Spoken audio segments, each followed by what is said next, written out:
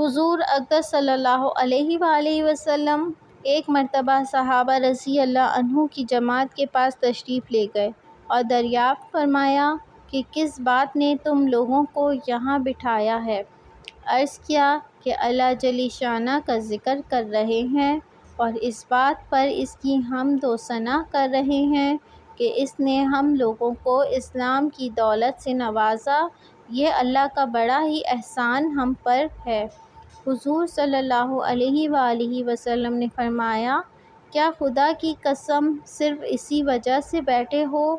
صحابہ رضی اللہ عنہ نے عرض کیا، خدا کی قسم صرف اسی وجہ سے بیٹھے ہیں۔ حضور صلی اللہ علیہ وآلہ وسلم نے فرمایا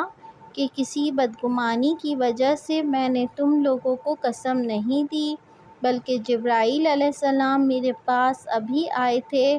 اور یہ خبر سنا گئے کہ اللہ جل شانہ تم لوگوں کی وجہ سے ملائکہ پر فخر فرما رہے ہیں۔ حضور صلی اللہ علیہ وآلہ وسلم کا ارشاد ہے کہ جو بھی لوگ اللہ کے ذکر کے لیے مجتمع ہوں اور ان کا مقصود صرف اللہ ہی کی رضا ہو تو آسمان سے ایک فرشتہ ندا کرتا ہے کہ تم لوگ بخش دیے گئے اور تمہاری برائیاں نیکیوں میں بدل دی گئیں۔ دوسری حدیث میں ہے،